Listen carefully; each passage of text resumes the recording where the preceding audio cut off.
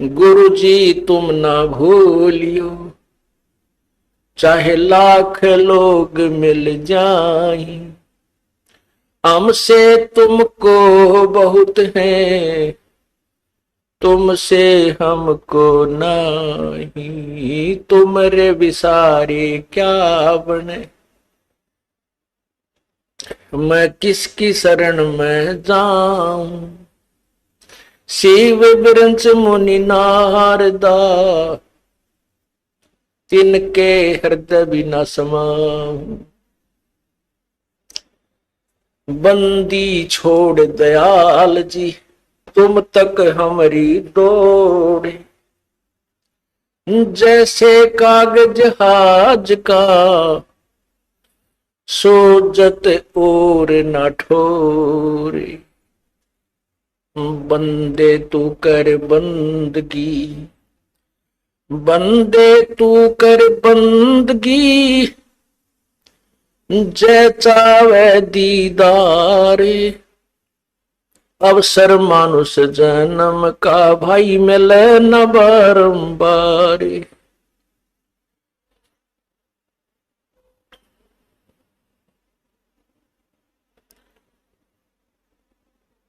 मानुष जन्म पाके जो नहीं रटे हरि नाम, भाई जैसे कुआ जल बिना फिर वो बनवाया क्या काम, लूट सको तो लूटियो राम नाम की लूटी, पीछे फिर पछताओगे हे प्राण जाएंगे छूटे, कबीर ये माया अटपटी, सब घट आने अड़ी, किस किस को समझाऊं या कुएं भांग पड़ी,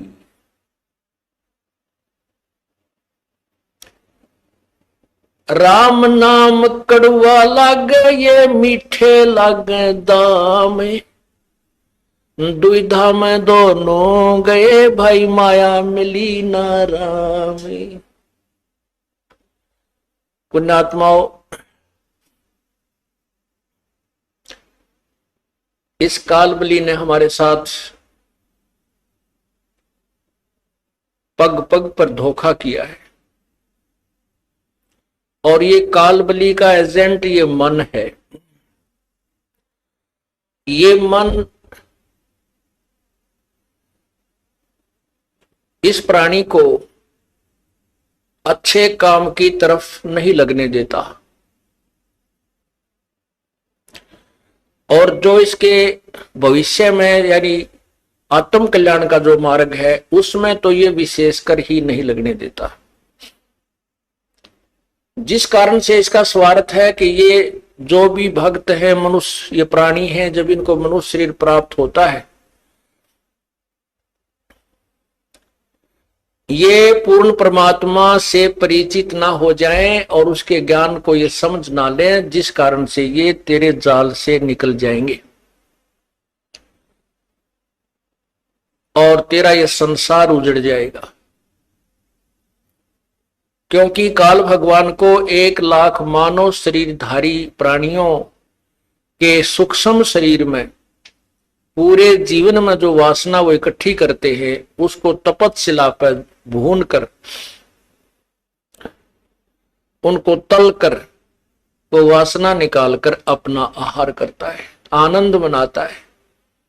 या किसी का बेटा मरता है, किसी की बेटी मरती है, किसी के माता पिता मर जाते हैं, किसी के रिश्तेदारों की मृत्यु होती है और वो आनंद मनाता है।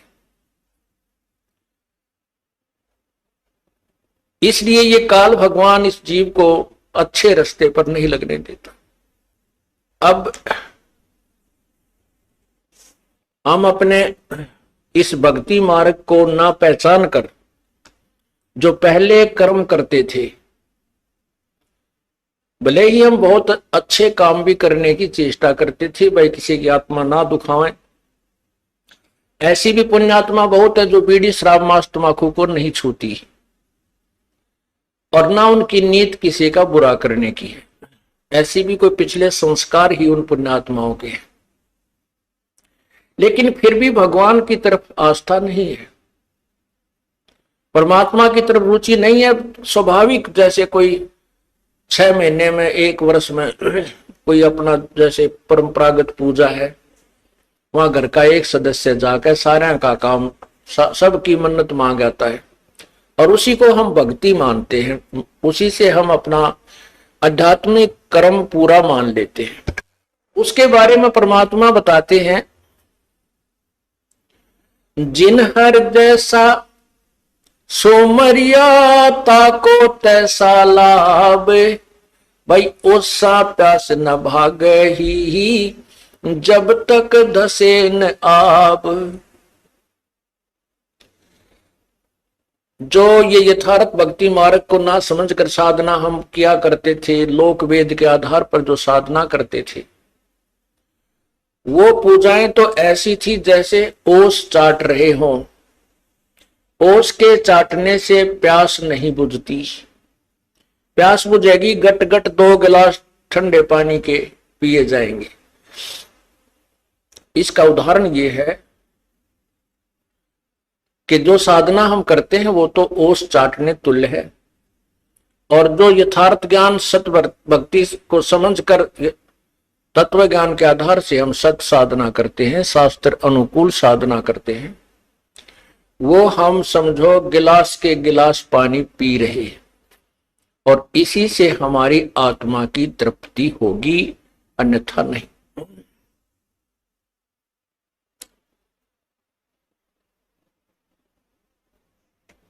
परमात्मा बताते हैं, तत्व ज्ञान के अभाव से मानव समाज परमात्मा से दूर होता जा रहा है और विकारों के बहुत निकट पहुंच चुका है, और पूरे मानव समाज में, पूरे विश्व में आग लगी हुई है। केवल माया ही उद्देश्य रह गया है, ना लज्जा रही, ना कोई किसी का जो है आपसी मेल जोल की परवाह रही, बड़े छोटे की कान नहीं रही, क्योंकि हम तत्व ज्ञान से दूर हो गए। भाई बहन का प्यार नहीं, केवल माया ही प्रथम दिखाई देती है। रिश्तेदारी भी स्वार्थ से ही है। तो परमात्मा ये समझाना चाहते हैं कि ये माया बड़ी अटपटी, सब घट आन अड़ी, और किस किस ने समझाऊं, या तो कुआं बांग पड़ी। अब जैसे किसी ने कुएं के अंदर और 1 क्विंटल भांग घेर दियो, अब उस पानी को जो भी ग्रहण कर रहा है उससे का नशा हो जाता है। और नशे वाला व्यक्ति कैसे बोलता है, कैसे चलता है, उसकी क्या प्रक्रिया होती है, तो वो सभी नशेड़ियों की एक जैसी होती है। यही परमात्मा हमें समझाना चाहते हैं। अब हम किसी से कहते हैं, आप भी कहते हो कि परमात्मा के चरणों में चलो, भगवान का नाम लो, परमात्मा के निकट पहुंचो, भक्ति करो, ये मनुष्य जीवन बर्बाद हो जाएगा।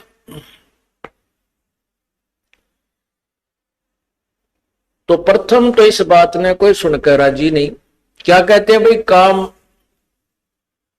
काम भी तो करना है, सत्संग में जाए तो के पार पड़े है, के पूरा पट्टे है।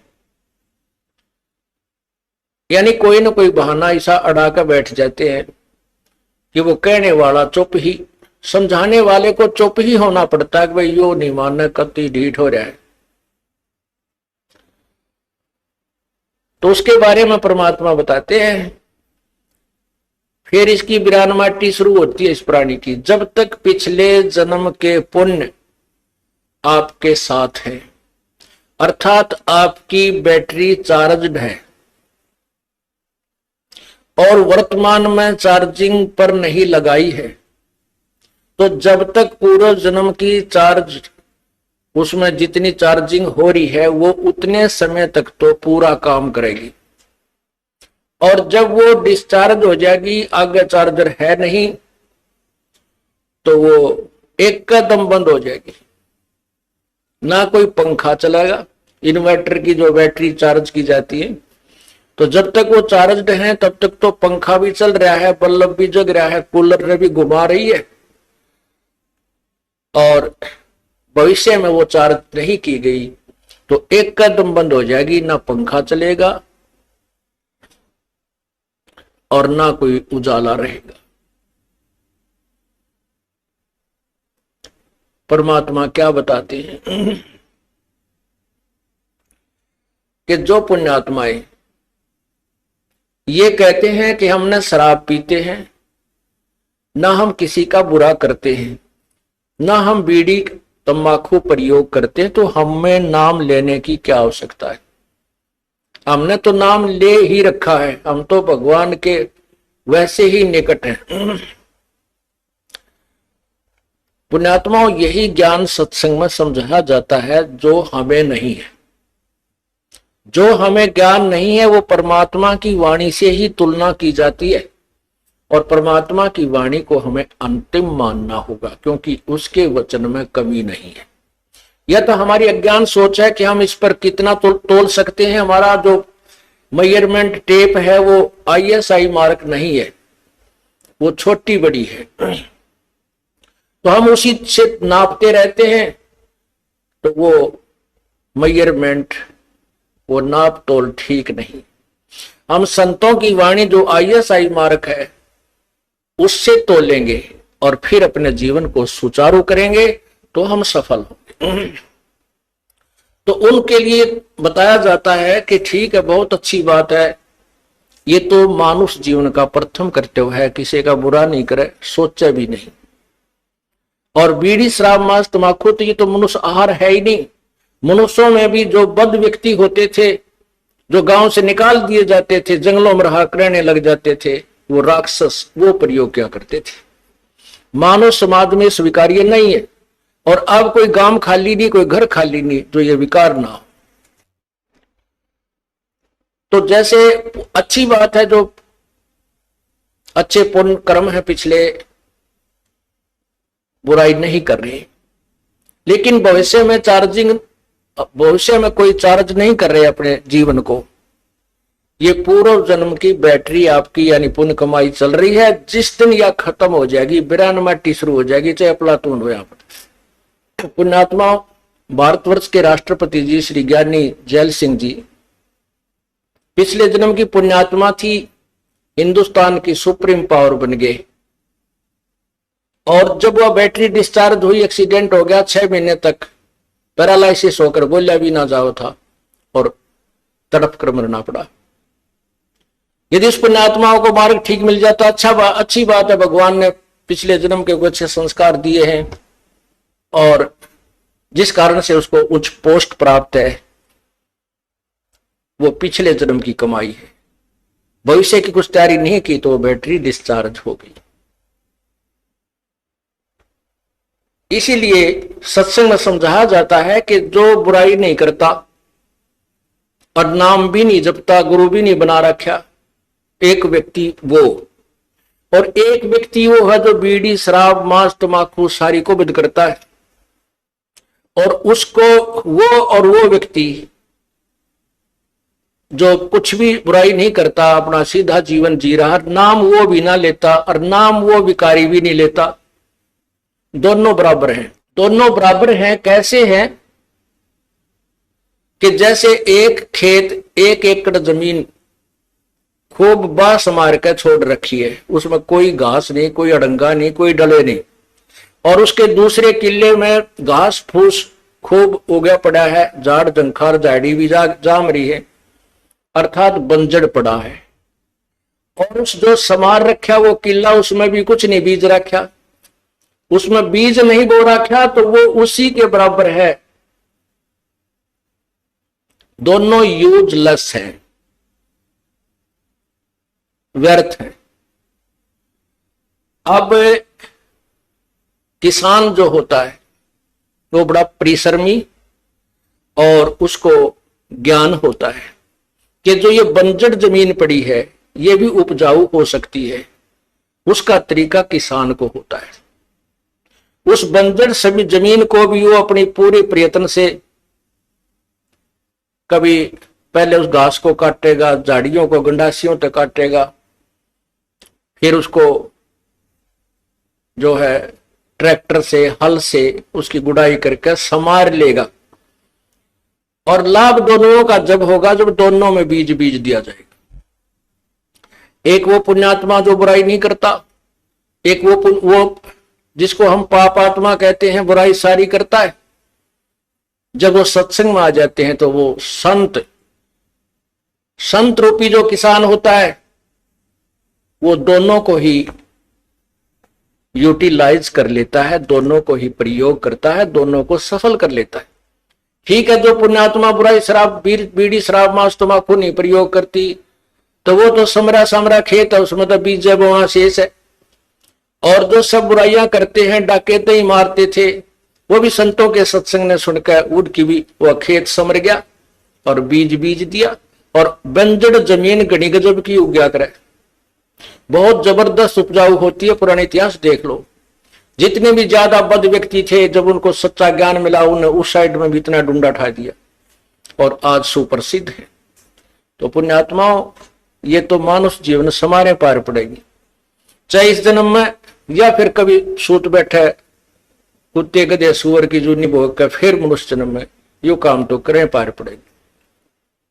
अब आपको मनुष्य जीवन भी है और सत्संग सुनने को भी मिल रहा है। अब भी आप सफल नहीं होगे तो तुम्हारे जैसे निर्भाग नहीं, और आप जैसे भागवान भी नहीं, क्योंकि आपको परमात्मा ने मनुष्य जीवन दिया और ये तत्व ज्ञान आपके कानों तक पहुंचा दिया और आपकी रुचि बनी। और अब कभी रह गए फिर कितना ठिकाना धरती पर नहीं आपको। तो परमात्मा क्या बताते हैं, जो सत्संग नहीं सुनते, सत्संग में नहीं आते, उस मानव समाज को केवल वही ज्ञान है जो वो आपस में परस्पर डिस्कस करते रहते हैं। उससे बाहर की कोई बात उनको ध्यान में लाने की चेष्टा करता तो उनको स्वीकार्य नहीं होती, तुरंत रिजेक्ट कर देते। सत्संग में तो पाखंडी लोग जाते हैं, सत्संग में तो ऐसे व्यक्ति जाते हैं और वो सारी बुराई करें, किसी की बहन बेटी तक तो छोड़ने को ना, पड़ोसी का धन लूट ले, वो भी सत्संग में आने वालों को बुरा बताते हैं। ये उनको सत्संग में ना आने के कारण ऐसी धारणा बन जाती है। तो परमात्मा कहते हैं, राम नाम कड़ुआ लगे, राम नाम कड़ुआ लगे, ये मीठे लगे दाम, दुविधा में दोनों गए, भाई माया मिली ना राम। एक समय की बात है, जब हम इस मार्ग पर लगे ही लगे थे और विशेषकर ऐसी घटनाओं को ऊपर विशेष दृष्टि जाती थी, आत्मा में ठेस पहुंचती थी। एक बहुत बड़ा पैसे वाला व्यक्ति था, सुनार का काम किया करता। उसके 2 बच्चे थे, एक लड़का एक लड़की, और 2 वो पति पत्नी। लड़की का ब्याह करना था, लड़की का, और उसके पास इतना पैसा था गिनती नहीं। लड़की का ब्याह करना था, लड़की ये हिसार के आसपास के यहीं का रहने वाला था, और लड़की की शादी राजस्थान में एक अच्छे सेठ यानी बड़े सुनार के, वो भी बड़ा पैसे वाला था, वहां करनी थी। तो लड़की के कपड़े, जेवरात और वहां जो दहेज में देने की वस्तु जो देनी थी वो खरीदने के लिए दिल्ली जा रहे थे। और आसी और महम के बीच में एक ट्रक के नीचे एक्सीडेंट हो गया, दोनों अब आमने सामने टक्कर होगी, चारों के चारों वहीं मर गए।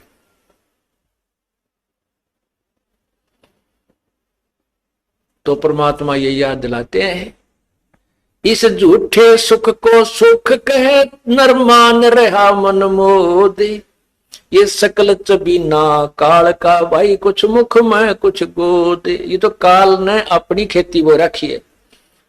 1,00,000 प्राणी डेली खाता है। नैना देवी में गए थे कल्याण कराने के लिए, वहां सारा कल्याण होगा, 150 आदमी मर गए। और भी बहुत जगह ऐसे धार्मिक स्थलों पर ऐसा ऐसा अनर्थ होता है, लेकिन वहां जाने से फिर भी लोग पीछे नहीं हटते, क्योंकि इनको चाह है परमात्मा की। और वो रास्ता ठीक नहीं है, वो मार्ग ठीक नहीं है। जैसे आपको तीर्थ के विषय में बताइए, ऐसे ऐसे घटना जहां घटी है उनको तीर्थ कहते हैं, वहां जाने से कल्याण मानते हैं। अब उस भक्त को जो एक्सीडेंट में सह परिवार नष्ट हो गया, और उस पैसे नहीं कौन प्रयोग करेगा? रिश्तेदारों के जूत बाजेंगे, पड़ोसी लड़के मरेंगे, उसके भाईचारा लड़का मरेगा, वो उन औरों को और दुख देगा। राम नाम रटा नहीं, परमात्मा की तरफ रुचि बनी नहीं, माया जोड़ने में सारा जीवन खो दिया और वो माया साथ गई नहीं। और जो पैसे कमाने में, वो धन कमाने में जो पाप किए थे, वो भगत के साथ गए, वो उसके साथ गए। गधा बनेगा, कुत्ता बनेगा, सुअर बनेगा, बिरान माटी होगी, वो अभी शेष रहते। तो पुण्यात्माओं, ये दिखाई जब देता है जब इस ज्ञान रूपी आंखें बन जाती है। और इस सत्संग के अंदर ये मोतियाबिंद का ऑपरेशन किया जाता है। वैसे तो ये लोग बहुत शाणे नजर आते हैं, बुद्धिमान नजर आते हैं, बोलने भी ना देते हमारे भक्तों को, लेकिन उनको वो कति ज्ञानहीन है, भक्ति का मार्ग उनको नहीं है। और जिनको आत्म कल्याण का ज्ञान नहीं है, तो किसे विद्वान हो, कितने विद्वान हो, चाहे वो डबल MA के ट्रिपल MA कर रखी हो, वो तो इस जीवन में 2 रोटी का धंधा है बस, आगे कुछ नहीं इससे। और उस 2 रोटी के धंधे के लिए 16 साल तक लगातार बच्चे को हम फ्री छोड़ देते, तू पढ़ ले बेटा, बेटी पढ़ ले। और राम नाम के लिए हमारे पास 2 घंटे मुश्किल से मिलते हैं, और परमात्मा इतने दयालु हैं, ये फिर भी आपके बच्चे का कल्याण करने की चेष्टा करते हैं। यदि हम इस मार्ग को ढंग से समझेंगे तो ऐसा ही करना पड़ेगा, हमारे को समय भी लगाना पड़ेगा, 2 पैसे पुण्य भी करना पड़ेगा। अब क्या कहते हैं अनजान लोग कि भाई तुम तो तीसरे दिन सत्संग में जाते, ये कि घर बसण के काम है, तुम तो नाश करण पर लाग रहे हो। अरे ये वो व्यक्ति कहते हैं जिनने ज्ञान कति नहीं, और जिनको ज्ञान हो गया वो के मानने उनकी बौड़े, वो उनने बौड़े लागे। एक कोई दिल्ली का रहने वाला व्यक्ति था, लड़का, उसकी पोस्टिंग होगी रूरल एरिया में, देहाती क्षेत्र में। और वो पहले दिन जब उस गांव में जा रहा था जहां उसकी ड्यूटी थी, रास्ते में एक किसान गेहूं बोया था, और उसने गिठड़ी खोल के गेहूं की बारख रखी, 40 किलो पक्के, और उसमें तो एक थैला भर के बैलों के पीछे पीछे एक पाइप में के, और बैलों को जोत रखा हल में, और पीछे पाइप बांध के उसमें के वो गेहूं मिट्टी में मिला रहा। तो वो बाबूजी आके खड़ा हो गया, अक भाई यू आदमी पागल है के सांग है इसका, यो भी इतने बढ़िया गेहूं को, ये खाने की वस्तु गेहूं देख रखे थे उसने, पर ये नहीं मालूम था इसका प्राप्त, इसको बीजने का या ये गेहूं बनते कैसे हैं, इसका प्रोसीजर क्या है। इससे वो कति अनभिज था।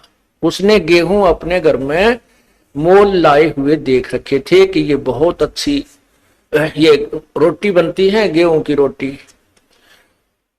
और बुद्धिमान इतना था कि हमारे देश में खाद्य सामग्री की कमी है, हमने ये करना चाहिए वो करना। तो वो अपने ज्ञान के आधार पर, अपनी बुद्धि के आधार पर वो वहां खड़ा खड़ा सोच रहा था।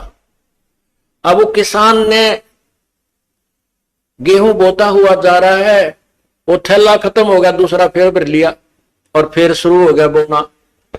तब वो व्यक्ति, उस बाबूजी आ रहा था दिल्ली वाला, वो कहने लगा, बैला वाले बात सुनना मेरी। अब हाड़ी ने सोचा को रास्ता पूछता होगा, बताए तुम्हारा नया आदमी दिखा है। उसने हल छोड़ दिया, बैलों को रोक दिया और फ्री कर दिया। अकान जी क्या बात है? ने बोला भाई तू पागल तो नहीं है? वो किसान ने सोचा भाई ऐसा क्या सोच देखा इसने, पागल तो नहीं है। वो बोला जी क्या बात है कि भाई साहब आप इतनी बढ़िया गेहूं को, इतने बढ़िया कणक को और मिट्टी में मिला रहे हो, बर्बाद कर रहे हो। देश में पहले ही खाद्य सामग्री की अभाव है, तो क्यों बर्बाद कर रहा है इसको। तब वो किसान समझ गया यो तो अंदर रहा कि थे, इसने न्यो ही नहीं बेरा उल्लू ने, ये गेहूं बो रहा हूं क्या बर्बाद कर रहा हूं। तब उसने समझाया कि बाबूजी मैं बर्बाद नहीं हो रहा, मैं आबाद हो रहा हूं। आज ये मिट्टी में जो गेहूं में मिला रहा हूं, ये 6 महीने के बाद मुझे आबाद करेंगे। एक गेहूं के, एक बीज के इतने सारे गुच्छे से पौधे उगेंगे और एक एक पौधे में एक बाली आवेगी और एक एक बाली में 40-50 गेहूं इसके अंदर होंगे। तो बाबूजी वो शहरी भक्त ने सोचा क्या भाई तू जादूगर है। अक नहीं, मैं जादूगर नहीं हूं, ये गेहूं पैदा करने का प्रोसीजर ही ऐसा। मैं बोला मैं तो ना मानू। तो उसने कहा आप 2-4 महीने के बाद फिर चक्कर लगाना। वो किसी शहर में नौकरी थी और वो ऐसे गांव में आता जाता था, लेकिन उसका जची नहीं यह बात, क्योंकि उसने ये देखा नहीं था। वो फिर कुछ महीनों के बाद विशेष कर आया, उस आदमी से पूछूं जाके क्या रहा, उसने माटी में गेहूं मिलाए थे। वहां आकर देखता है तो हरी भरी वो फसल लहला रही है और गेहूं पर बाली आई हुई है, सुनहरी रंग पकड़ा हुआ है और वो किसान भी वहीं अपने खेत में आसपास घूम रहा है। तब उस शहरी बाबूजी से कहा, ने पूछा भाई ये क्या हो गया, ये क्या है। कहने लगा ये वही है जो मैं बनाना चाहता था। अब उसने एक बाल तोड़ी और ऐसे ऐसे करके दिखाई, फूंक मार के देख, एक गेहूं डाला था और ये ऐसी ऐसी इस एक पेड़ में, एक पौधे में, और ये 10-12 बाली आई है। तब उस बाबूजी का पेटा भरा, भाई ठीक, तू तो आदमी शाना लिकड़ा, मैं तो तुझे मूर्ख समझ रहा था। किसान बोला मैं तुझे मूर्ख समझ रहा था। अब यो फैसला तो नहीं हो जब विज्ञान आमने सामने प्रैक्टिकल हो ले। तो ये जो आज आप लोगों को मूर्ख समझते हैं, जो माया के पुजारी, और ये सोचते हैं ना जोड़ जोड़ के बैंक में धरे जाने बढ़ देंगे, बैंक ब्याजते नहीं। एक बालक बीमार हो गया ना, 2.5 लाख में पांडा छूटे। जो भयंकर बीमारियां हो जाती हैं, कि तो गुर्दे खराब, कि तो हार्ट में प्रॉब्लम, या कि तो कैंसर रोग, कि तो एड्स शुरू हो जाती है। पर कहते हैं धर्म तो धस के नहीं, ये धस के तीनों लोग, खैरायत में खैर है भाई कीजिए आत्म पोख। अब जैसे आज आप उस शहरी व्यक्ति जैसे इस ज्ञान को न जानने वाले व्यक्तियों की बातों को सुनकर जो ये कहते हैं कि तुम क्यों पैसा बर्बाद करते हो, तीसरे दिन सत्संग में बैठे रहते हो, तो अब वर्तमान में तो ये पैसा आपका मिट्टी में मिलता नजर आवे, क्यों कुछ तो किराए वाले ले लें रास्ते में, कोई जीपों वाले, कोई बसों वाले, और फिर यहां दान करते हो खुले हाथ। अब तो वर्तमान में तो यू मिट्टी में डाला जा रहा है, और फिर देखना यो खेती, ये जो आपको फल देगा, आपको इतना फल मिल जाएगा कि आप पैया माया धरी नहीं जाएगी कितने ठिकाने से। परमात्मा कहते हैं फिर इस माया को अपनी मत समझना, इसको घनी अच्छी मत समझना, ये तेरे जी का झाड़ बन जाएगी और तुझे मोक्ष मार्ग से रोक लेगी। तो इसलिए परमात्मा कहते हैं साईं इतना दीजिए जिसमें कुटुंब समावे, हम भी भूखे ना रहे अतिथि न भूख हो जाए। इतना मांगियो भगवान से, परमात्मा हाथ भी खुला रहे जा, और घना ना दे दियो कदे मैं इससे मुड़ पड़ो जो काड़े कोठी काराम फैक्ट्री में लगा रहा हूं और बिरान माटी हो जाए। तो पुण्यात्माओं, परमात्मा ने उदाहरण दिया अपने आप पर। सारी सृष्टि के संचालक उत्तम पुरुष है तो अन्य परमात्मा इति उदाहरते। ये लोक त्रयम्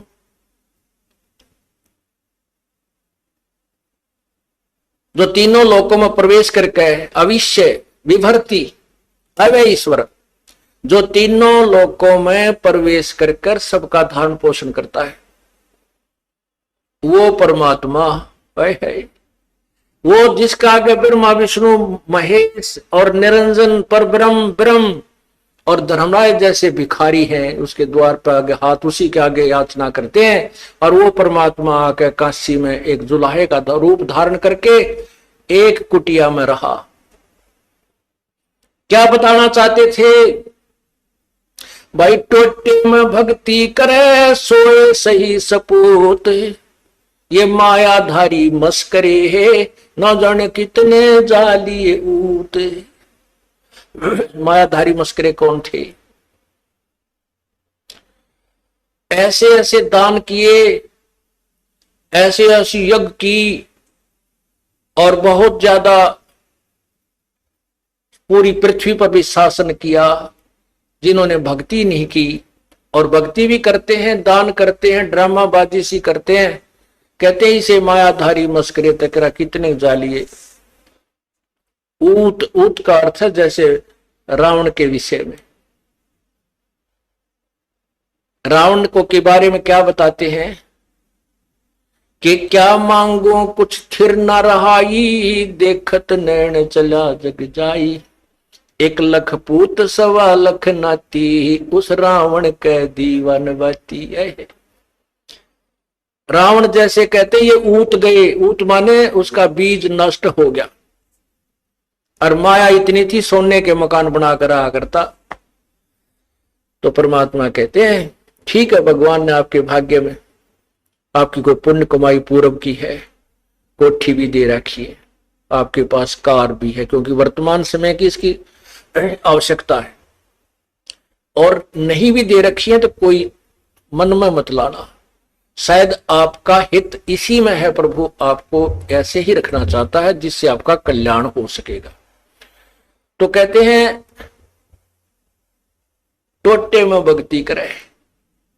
परमात्मा ने अपने आप को कति गरीब, बिल्कुल गरीब, सुबह का भोजन है तो शाम का नहीं, ऐसी स्थिति में रहकर दिखाया। और जब वक्त पड़ा उन दुष्ट आत्माओं ने भगवान के साथ मजाक कर दिया और चिट्ठी लिख दी सब जगह के कबीर भंडारा करेगा, 18 लाख आदमी मेहमान बन के आगे। और उस परमात्मा ने 18 लाख का पेट 3 दिन तक भर दिया। और ऐसा भर दिया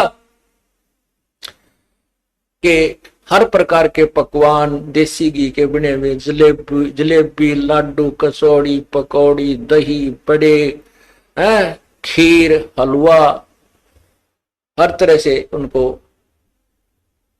करके दिखा दिया। तो क्या दिखाते हैं, क्या बताते हैं परमात्मा? यदि तू राम नाम का धनी है तो परमात्मा तेरे साथ है। 18 लाख आदमी अब इकट्ठे हो जाओ, जब सरकार नहीं हिल जाता सारी, जब उसने शाम की रोटी दे दी सवेरे की नहीं पावे इंदौर, और बना नहीं सकते, व्यवस्था भी नहीं कर पाएंगे। तो कहने का भाव ये पूरी बड़ी सरकार है, सारी सृष्टि का संचालक है। और सतलोक से लेकर आए परमात्मा वो सारा आहार अपना कह लगे इस कंगाल देश से, ब्रह्मा विष्णु महेश और ब्रह्म परब्रह्म के लोगों से क्या लेंगे, मेरे से ही मांगते। सतलोक से लेकर आए थे, 9 लाख बैलों के ऊपर सामान भरकर दिखाया, लाए और फिर वहां तंबू ला दिए सबका।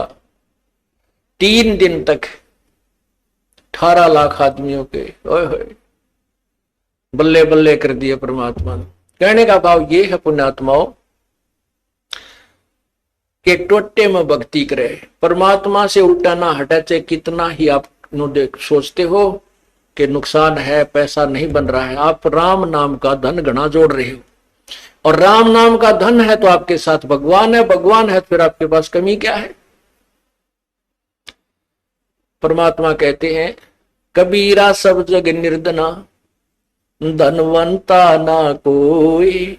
धनवंता सो जानियो जिस पे राम नाम धन होवे। अब परमात्मा कहते हैं देते को हर देत है जहां तहां से आन, और ना देता वो मांगते फिरियो फिर भगवान सुने नहीं कान।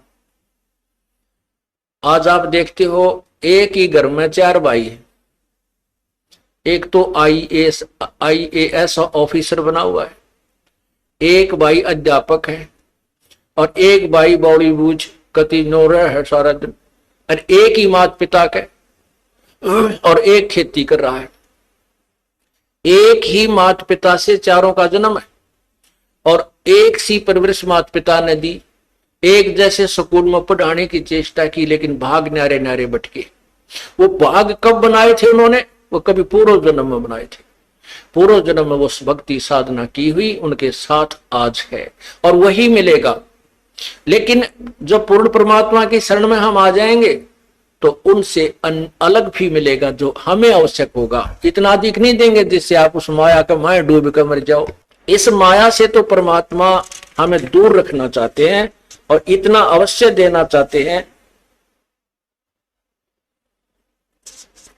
इतना अवश्य देना चाहते हैं कि बच्चे का दिल ना टूट जाए, ये भक्ति करता रहे। तो क्या बताते हैं? देते को हर देत है जहां तहां से आन, और नहीं दिया जिसने वो मांगते फिरियो फिर परमात्मा सुने नहीं कहा। वो भी व्यक्ति हैं, वो भी मनुष्य हैं जो हाथ फैलाए सारा दिन फिरते हैं, दिए बाबूजी दिए बाबूजी, कागज चुकते हैं। लेकिन वो अगर राम नाम ले लें, भक्ति करें, तो वो साहूकार है भगवान के दरबार के। उनके सामने यहाँ के टाटा बिरला कुछ नहीं है जो राम नाम के धनी है, ये सत्कर मान लेना। लेकिन इस मार्ग का, इस ज्ञान का हमें पता नहीं है। माया हमने चौक तुरंत दिखाई देती है, उसने कार ले लें, कोठी ले लें, फ्रिज लगा लें, या तो तुरंत लाभ देती है। इसलिए माया को हम ज्यादा महत्व देते हैं और परमात्मा उन्हीं को दे रहे हैं जिन पाछदन भक्ति कर रखी है।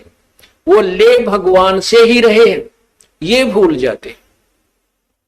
यदि उन्होंने दान नहीं किया होता तो वो भी कागज चुगते फिरते, कोई फ्रिज नहीं देता ना वो कार कोठियों में बैठ सकते थे। देते को, लेकिन अब वो नादानी क्या कर रहे हैं, क्योंकि आगे की बैटरी नहीं लगा रहे चार्जिंग पर, वो अपना वो डिस्चार्ज वो खत्म हो जाएंगे, अंत में बर्बाद हो जाएंगी वो बैटरियां, अर्थात वो जीवन नष्ट हो जाएगा। इसलिए परमात्मा बार बार प्रार्थना करते हैं कि संत मिलन को चालियो, दिन में कई कई बारे, आसोज के में जो ये गणा करें उपकार। भाई कई बार ना जा सके तो संत दर्श 2 बखत कर ले, कह कबीर संत दर्श ते यू काल दगा ना दे। 2 बखत भी ना कर सके तो दिन में कर एक बार, कह कबीरता दास का बेड़ा हो जा पार। फिर परमात्मा बताते हैं कि एक बार भी नहीं कर सकता है, दूरी ज्यादा हो जाती है। तो कहते हैं सप्ताह में एक बार अवश्य कोशिश कराने की। सप्ताह में भी नहीं बात बनती है, ज्यादा दूरी है, तो पक्ष यानी 15वें दिन पक्ष अवश्य। उससे भी दूरी है तो फिर 1 महीने में अवश्य दर्शन करने की चेष्टा कर, अवश्य पहुंच। और फिर भी कुछ ज्यादा ही विदेश दूर चला गया है तो 6 महीने तक चूकिए मत। और भी ज्यादा कोई मजबूरी या दूर चला गया है तो 1 वर्ष में संत के दर्शन के लिए अवश्य आइए। और दूर रहते हुए फिर कैसी भावना रखे? लाख कोस जो गुरु बसे और शेष समुद्रा तीर, एक पलक भूले नहीं जो गुण हो शरीर। कहते हैं गुरुजी चाहे लाख कोस की दूरी पर बैठे हैं लेकिन दिल से दूर नहीं होनी चाहिए। तो 1 साल में कोस अवश्य पहुंचना चाहिए। अब यहां भक्तों के शंका आती है कि गुरुजी अब 1.25 वर्ष तक अज्ञात रहे, दर्शन नहीं हो सके, तो क्या हम हमारे ऊपर, क्या हमारा जो नाम तो फिर खंड नहीं हो गया है? ऐसा कुछ नहीं है। ये लीला परमात्मा की है। जैसे कोई एक्सीडेंट हो जाता है और वही उसमें टांग टूट गया, प्लास्टर बांधे रहना पड़ता है और चारपाई पे लेटा पड़ा रहना होता है। लेकिन जब ठीक हो जाए, जब थोड़ा ही पड़ा रहना है, फिर तो काम करे, घूमे, फिर अपने सारे कार्य सुचारू करे। तो ये कोई लीला है परमात्मा की, इनमें ऐसा कोई दोष नहीं आता। क्योंकि आप तो रो रहे थे, आप गुरु जी से दूर नहीं थे, आपकी आत्मा तड़फ रही थी और उन नादान लोगों ने स्वयं भी पाप कमा लिया, जिन्हें हमारा विरोध करके ये ऐसा झूठा केस बनाकर परमात्मा के कुत्तों को सजा, उन्होंने हमारे को प्रताड़नाएं दी है, जेल में डाला। अब मुझे इस बात का डर है कि उन गेला के बनेगी। इतनी आत्मा रुआ रखी है उन्होंने, उनकी हाय पाड़ के दर देगी, उनके मनमाने कई पीढ़ियों तक का नाश कर देगी। हम किसी को दुर्शीष नहीं दे रहे, लेकिन उनके किए हुए कर्मों का प्रतिफल बता रहे हैं। ऐसी बिरान माटी होंगी उन लोगों की, कुत्ते बनेंगे, कीड़े पड़ेंगे, खाज लगा करेगी, टांग टूटेंगी। ये मुख्य दोषी वो लोग हैं जो स्वार्थवश जनता को गुमराह करके और संतों का विरोध कराते हैं। लेकिन दोष उनको भी लगेगा जिन्होंने पाखंडियों की बात बिना देखे सुने मान ली। तो पुण्यात्मा उसमें दोष नहीं था, आपकी तो अधिक कर्म बने हैं, आप हृदय से रोए हो। जैसे धर्मदास जी को परमात्मा ने 6 महीने तक तड़पाया था, उसके अंदर की कसक देखने के लिए और बनाने के लिए, और फिर जब वो परमात्मा मिले तो और अधिक प्रेम से, और प्रेम और बढ़ा हुआ था। तो पुण्यात्मा यही समक्ष प्रत्यक्ष प्रमाण है कि कोई भी बच्चा परमात्मा से दूर नहीं हुआ, आपकी दूनी कसक पड़ी है। तो वही आपने ये ज्ञान समझ लिया कि जैसे बंदी छोड़ दयाल जी तुम लग हमरी दौड़, और जैसे काग जहाज का सूझ और निठर। आप इतना ज्ञान युक्त हो गए हो जैसे समुद्री जहाज के ऊपर शाम के समय कौवा इस दृष्टिकोण से बैठ जाता था, जो 4 बजे से जहाज प्रस्थान होता बंदरगाह से, कि ये खाना खाएंगे और वहां टुकड़े खाऊंगा। तो पूरा बाजार सा लगा हुआ होता है समुद्री जहाज में, सारी व्यवस्था होती है, होटल भी होते हैं, वहां कैंटीन भी बनी होती है, सब तरह की दुकानें होती है, एक शहर सा होता है। पुराने समय की बात है जब ये इंस्ट्रूमेंट नहीं थे जो वर्तमान में है, जो बहुत सेंसिटिव इंस्ट्रूमेंट नहीं थे, उसमें एक वो रखा करते थे दिशा सूचक, और वो दिशा सूचक को भी कोई ऐसी जो चुंबकीय चट्टान होती थी वो डिस्टर्ब कर देती थी, उसकी दिशा को बदल दिया करती थी। तो जब वो उस दिशा सूचक को चेक करने के लिए ये ठीक काम कर रहा है या नहीं, हम अपनी सही दिशा में जा रहे हैं या नहीं, उसके लिए वो क्या तरीका अपनाते थे उसकी जांच का, कि जो कौवे ऊपर बैठे होते थे उनको डड़ा मारते थे, पत्थर उनको जहाज से विवश कर देते थे उड़ने के लिए, तो वो कौवा वहां से उड़कर चल पड़ता। और कौवे में परमात्मा ने एक विशेष ऐसी वो दे रखी है, उसके अंदर ऐसा इंस्ट्रूमेंट ला रखा है कि वो उस दिशा को नहीं भूलता जिस दिशा से वो चला था। वो ये ख्याल रखता है कि मान ले ये मुझे यहां से धक्के मारेंगे तो मैं फिर उस दिशा में अपने घर की तरफ चल पड़ूंगा। वो आंखें रात्रि में भी उसी चिंता में उस दिशा को भूलता नहीं। और रात्रि के समय वो जहाज निकल जाता 200 किलोमीटर, और वहां जब वो 200 किलोमीटर जहाज चला जाता तो वहां जल ही जल नजर आता था, कोई आसपास कोई शहर या किनारा दिखाई नहीं देता। तो वो काग उड़ता वहां से, वो कौवा उड़कर चल पड़ता है अपनी उसी दिशा में जिस दिशा से वो जहाज चला था। अब कौवा तो उड़ रहा है, तो वो जहाज वाले अपने दिशा सूचक को चेक कर लेते थे, ये सही है, अब सही दिशा में चल रही या नहीं। उधर से वो कौवा जाता है 10 किलोमीटर 20 किलोमीटर, फिर आगे देखा कि तो बैठने जगह कोई नहीं, वो फिर मुड़कर देखता है कि उसको वो जहाज ही दिखाई देता अपने प्राण बचाने के लिए। वापस आकर के उस जहाज पर ही विश्राम पाता है।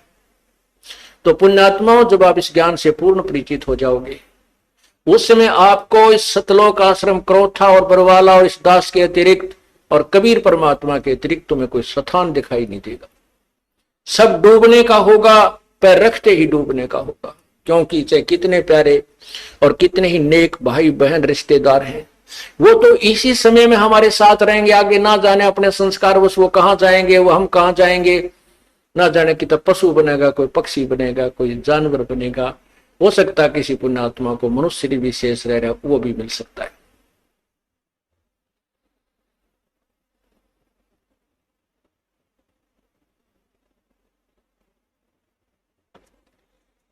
इसलिए हमने परमात्मा की भक्ति करनी चाहिए।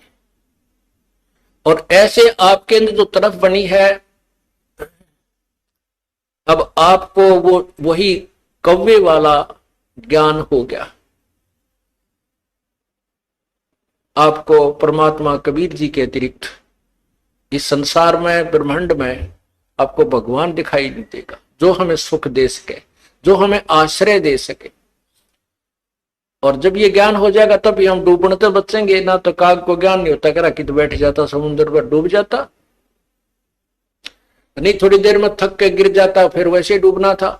तो समझदारी की उसने, वापस आकर वहीं जा शरण ले ली। तो अब ये भी हुआ है कि जिनको हमने धमका दिया था, खुरका दिया था, वो बार बार गलती करते थे, वो आया ना करते, नाम भी छोड़ दिया था, अब वो भी उल्टे आ गए। या और कमाल करी परमात्मा ने, और नए भक्तों का तो कमाल हो गया। 3 महीने दास को जेल से आए हुए हैं, लगभग 4000 व्यक्ति परमात्मा के चरणों में नए आ चुके हैं। तो इससे सिद्ध होता है कि सांच को आंच नहीं होती। परमात्मा कहते हैं, जय कंचन बिष्टा पड़े।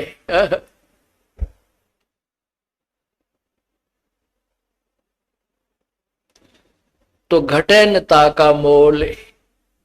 समझदार व्यक्ति तो जैसे सोना है, और सोना टट्टी में भी पड़ा ना, कितने टट्टी में राछी डड़ी हो इतनी सारी, चाहे इतना पड़ा हो, कोई ना छोड़े, जब बैठा कर धोकर मांझ कर गोज मंगा लेकर और दौड़ लेगा कि देखो देखना दे। तो ऐसे ही जब हमें परख हो जाएगी, लोगों ने अब इस दास के ऊपर, सोने के ऊपर टट्टी डाल दी, और हमारे बच्चों ने वो टट्टी ना दिखी, सोना दिखा। तो पुण्यात्माओं, उनके द्वारा डाली हुई वो टट्टी, यानी उनके द्वारा गंद फैलाया हुआ भी साफ कर रहे हैं, लोगों को समझा रहे हैं, झूठ बोलते हैं, ऐसा कुछ नहीं उस आश्रम के अंदर, और सोना भी ले रहे हैं। तो इस प्रकार परमात्मा जिसके साथ है, उसका कोई कुछ नहीं बिगाड़ सकता। नहीं तो फिर भगवान का नाम में मिट जाएगा इस पृथ्वी पर से, राम नाम की कोई चीज नहीं रहेगी। आजकल वैसे लोग नास्तिक हो गए, 4 छोटे मोटे जहाज बनाकर आकाश मुड़ के बिरानी के मान बैठे अपने आप को। अगर 2-4 वर्ष परमात्मा बूंद ना गिरे, वर्षा ना करे, काल पड़ जाए, ये जहाज और इंस्ट्रूमेंट ये सकाई ले बुड़क पड़े पड़े जरा, इनके इनमें कोई बैठनिया नहीं पाओ, इन्हें देखनिया नहीं पाओ, और भगवान को भूल गए। यही कारण है कि हम भगवान की महिमा से अपरिचित हो गए।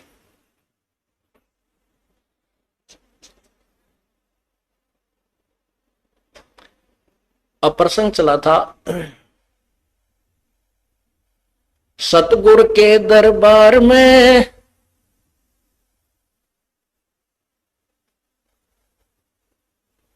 जाइयो बारंबार, वो भूली वस्तु लखा देवे है सतगुरु दातारे। ये जो चीज हम भूल रहे थे, भगवान की भक्ति, और भक्ति भी यथार्थ, उस ज्ञान को वो संत फिर दोबारा हमारे हृदय में प्रवेश कर देते, ऐसे दातार हैं।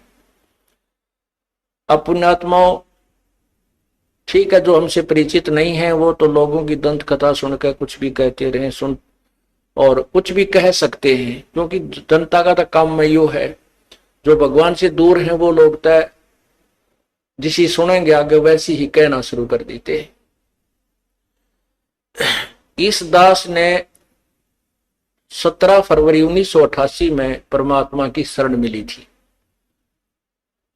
और उस दिन के बाद 6 वर्ष 1994 तक दास ने जेई की पद पर सर्विस की। काम करते, अपनी ड्यूटी करते करते भी हम भक्ति करते हैं। हमारा रूल यही है, काम भी करो भगवान ना भूलो, बुराई छोड़ दो। लेकिन 1994 में परमात्मा ने आदेश दे दिए गुरु महाराज ने कि तू इस काम ने संभाल। अब गुरु की आज्ञा का अवहेलन करना भगत का काम नहीं होता। जो गुरु वचन पर डट गए कट गए फंद 84 के, भाई जो गुरु वचन पर डट गए कट गए फंद 84 के। और उन्होंने अचानक मुझे बुलाकर पास बैठा लिया, कहने लगे आज से तू नाम दिया करेगा और जितने भी वर्तमान संगत थी सबको कह दिया और सबको बता देना कि जो इसको गुरु नहीं मानेगा वो मेरा कुछ नहीं होगा। मेरे पसीने आ गए कि मैं तो 2 कौड़ी का जीव, एक मजदूर आदमी, और परमात्मा ये इतना बड़ी जो है ना, इतना बड़ा जिम्मेवारी का काम। और उनके पुराने पुराने भक्त निरे थे, लाल कपड़े पहन कर बाबा जी भी बन रहे थे, उनके साथ रहा करते। उनको सबको निकाल दिया था उनकी त्रुटियां देख जाकर। हमने नहीं पता था कि हो रहा है क्या इनका मालिक का उद्देश्य है। जब वो 104-5 साल की उम्र थी उस महापुरुष की, हमारे पूज्य गुरुदेव की, और कहा मैं तेरे साथ रहूंगा। और तीसरा शब्द एक दिन कहा था कि रामपाल तेरे सब बराबर इस संसार में संत नहीं होगा, पूरे विश्व में तेरे बराबर संत नहीं होगा। अब इस दास का और संत का के मेल था। हम तो भगत थे, दास थे, भगवान की भक्ति करते थे, अपनी नौकरी भी करते थे, बच्चे भी पालते थे।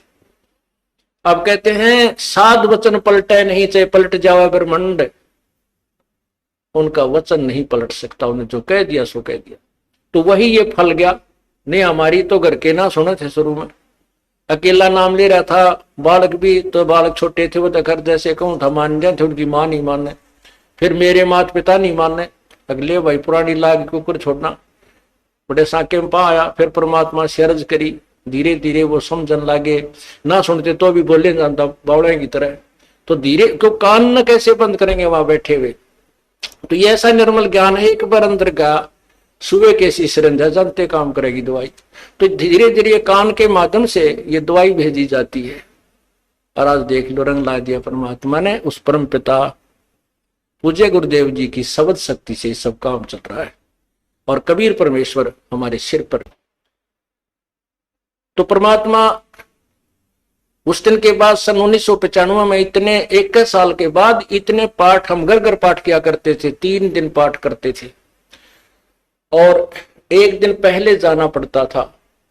ये दास स्वयं सेवा करता था, घर घर जाके उनके सब जहां हमने पाठ करने का स्थान देखना होता था उसकी सफाई करते थे। कईयों का देख का कमरा होता बड़ा सा, उसी में पाठ भी करना, उसी में खाना भी बनाना, उसी में खाना भी उसी में, सोना भी उसी में। तो उस ढंग से अपनी सेटिंग कर लेते हम, इतनी जगह में पाठ कर लेंगे। तो मेरा जाना अति आवश्यक था उस समय, क्योंकि ये स्टार्ट था भक्ति का और स्टार्ट था इस 500 यज्ञ करने का। किसी को नहीं मालूम था, बच्चे थे सहयोग देने लगे। और धीरे धीरे फिर वो क्या हुआ कि इतने पाठ हो गए कि मुझे नौकरी, पहले तो क्या करता था, शुक्रवार को पाठ प्रारंभ किया, शुक्र शनि ड्यूटी करके सामने चले जाते बृहस्पतिवार को, शुक्रवार को रात में तैयारी करते, शुक्रवार को शनिवार को अब पाठ प्रारंभ करके अपनी नौकरी पर चला जाता, फिर शाम ना आ लेता, शनिवार इतवार की छुट्टी हो जाती। काम चल रहा था वो हफ्ते हफ्ते में हुए, फिर होने लगे डेली। अब अफसर भी दुखी और मैं भी दुखी, तो फिर उस दिन रिजाइन कर दिया परमात्मा के नाम पर। 18 साल की नौकरी होगी थी मेरी। हालांकि कुछ और भी हमारे साथी कह रहे थे भाई अभी 2 साल और डट जाओ आपकी पेंशन बन जाएगी। वाह भैया पेंशन तो करा कितनी की बार होगी, जो पेंशन ई बनेगी ना, या कद्दे नहीं बनी थी, या असंख्य जन्मों की पेंशन बन जाएगी। तो वो तो इस बात को नहीं समझे थे, उन्हें तो मुझे मूर्ख ही समझा। और दास की सौभाग्य था कि मुझे नौकरी या मजदूरी मिल गई भगवान की, और उसकी पुण्यात्माओं को दलदल से निकालने की। कहते आत्म प्राण उद्धार ही ऐसा धर्म नहीं, और धर्म तो और भी है, दान करते हैं, भूखों को भोजन देते हैं, असहाय की सहाय करते हैं, लेकिन जो आत्म प्राण उद्धारी ऐसा धर्म नहीं। और धर्म तो ये भी है जो गौशाला बना रखी है, धर्म वो भी है जो चिड़िया ऊपर चुग्गा डाल देते हो पशु पक्षियों को, वो भी विकलांगों के जो ऑपरेशन वगैरह कराए जा रहे हैं वो भी धर्म है, अनाथ आश्रम है वो भी धर्म है। लेकिन जो आज गऊ हैं उनकी सेवा कर रहे हैं, अच्छी है, क्योंकि कोई भी प्राणी है, चाहे भैंस है, पशु है, कोई किसी प्रकार का, सबकी सेवा हमने इसी दृष्टिकोण से करनी चाहिए, क्योंकि सब में एक जैसा जीव, वो भी धर्म है। लेकिन अब तो वो आज वो गाय है, आज कोई भैंस है, और जन्म होने के बाद फिर वो सूअर की जोनी में जा सकती है, उस बीमारी तो कौन छुटावेगा उसको। तो ये ज्ञान, ये भक्ति, ये आत्मा इस जीव को उद्धार करेगी। वो फिर 84 लाख योनियों में नहीं जाएगा, या तो मनुष्य शरीर होगा, नहीं सतलोक चला जाएगा। तो कहते हैं आत्म प्राण उद्धारी ऐसा धर्म नहीं। और तो इस दास को ये आत्म प्राण यानी जीव आत्मा के उद्धार की मजदूरी मिल गई, और सहर्ष शुक्र मनाता हूं प्रभु, आपने कैसे दया करी इस 2 कोटि के जीव पर। और ऐसे निर्मल भगवान की महिमा, ओए होए होए, जिसके नाम लेते हैं रूंग रूंग खड़े हो जाते हैं। उसके बाद परमात्मा की ऐसी महिमा हुई, अब मुझे इतनी खुशी होती है। कैसा निर्मल समाज तैयार हो रहा है। बीड़ी, शराब, मांस, तंबाकू, उसको देखकर भी राजी नहीं। अब ये पुण्यात्मा दोनों हाथों दान करते हैं, और हम पहले लूटन पर लगे रहा करते थे, पाप बढ़ाते थे। ये माया साथ नहीं जानी थी कि इतना नरक इकट्ठा कर रहे थे। और परमात्मा क्या कहते हैं, सतगुरु के सजदा करूं कर्म छुटाए कोटि, और जो ऐसे सतगुरु की निंदा करे फिर जम तोड़ेंगे होठ। अब जो लोग बिना देखे सोचे समझे और भक्तों की संतों की बुराई करते हैं, अब क्या बताते हैं कि सतगुरु के सिजदा करो जिसने कर्म छुटाए कोट, करोड़ों पाप कर्मों से हटाकर और पुण्य कर्मों पर लगा दिया। कितने पाप कर्म बचा दिए हमारे। और जैसे ऐसे सतगुरु की जो निंदा करते हैं, कहते हैं उनके जम तोड़ेंगे होठ, यम के दूत उनके इसे लठ मारेंगे, चाहे कितना लागो, मुंह पे, होठा पे। होठ इसलिए कहा कि इस पर ज्यादा दर्द होया करे, सोई भी बुढ़ी आया करे। तो कहते हैं वो जम तोड़ेंगे होठ जो बकवाद किया करते थे, संतों की निंदा करते थे। नित्यानंद जी महाराज ने यहां तक कहा है, भाई तू ना मानता ना, ठीक है अपना और काम कर ले, और कुछ कह सुन ले, पर संत की निंदा मत करिए, ये तेरे लिए बहुत जबरदस्त पाप बन जाएगा। लेकिन जो इस मार्ग से परिचित नहीं है, वो नादान बच्चे आग में हाथ दे देते, बिजली के तार को छू लेते। और ज्ञान होता सत्संग से, और सत्संग में ये काल नहीं आने देता। तो उस दिन के बाद परमात्मा की ऐसी रजा हुई कि बाग लाग गया भगवान का। और यही प्रार्थना करता रहा, परमात्मा तेरे बच्चे तुझे समझे पहचाने, दास को ये नौकरी दी है, इसमें सफल भी आप ही करोगे। इन लोगों ने तो आपको भी नहीं बख्शा था, जब जिसमें आप यहां आए थे काशी में 120 वर्ष रह कर गए, सारा जीवन आपके पीछे पड़े रहे। उन दुष्ट आत्मा स्वार्थियों ने अपने स्वार्थ के लिए जनता को सत्य ज्ञान नहीं समझने दिया, और परमात्मा को बहुत यातनाएं दी गई। अब उनकी जो यातनाओं, उनके साथ जो हुए संघर्ष को देखकर इस दास का दिल डटा हुआ है। कि हमारे साथ तो अभी कुछ भी ना हुआ है, जो उस परमात्मा के साथ कितना तेल के कढ़ाई में डाल दिए, कितना काट काट के घेर दिए, कितना कुएं में डाल के ऊपर तो डले ठोक दिए, और फिर भी डोके न पाए। वो तो समर्थ थे और जनता कुछ नहीं बिगाड़ सकी और ना ही उनको समझ सकी। समझना चाहिए था, कुछ लोग समझे भी थे, लेकिन बाद में फिर वो ठीक ढंग से ना लगे तो भगवान ने उनको स्वयं ही रिजेक्ट कर दिया था। परमात्मा क्या बताया करते थे, कैसा एथेंटिक उदाहरण दिया करते थे। अपने आत्माओं क्या बताते हैं, भाई सिर साटे की भक्ति है और कछु नहीं बात, सिर के साटे पाइयो अवगत अलख अनाथ। अब शीश कैसे देना है, शीश ये नहीं भाई काट के सिर चढ़ा दे भगवान के चरणों में, ऐसे नहीं। जैसे आपको परसों के सत्संग में सुना था कि गुरुदेव को समर्पण कर दिया जाए।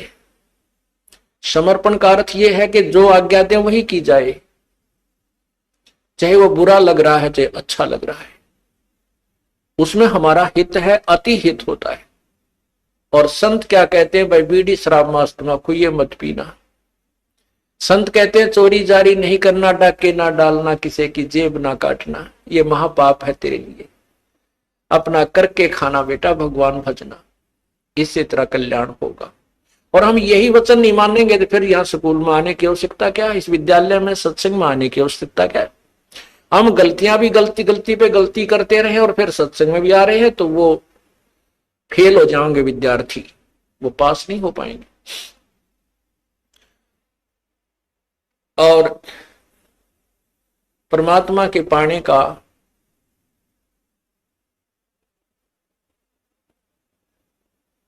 कौन सा तरीका उत्तम है? उत्तम तो अर्थ है कि जैसे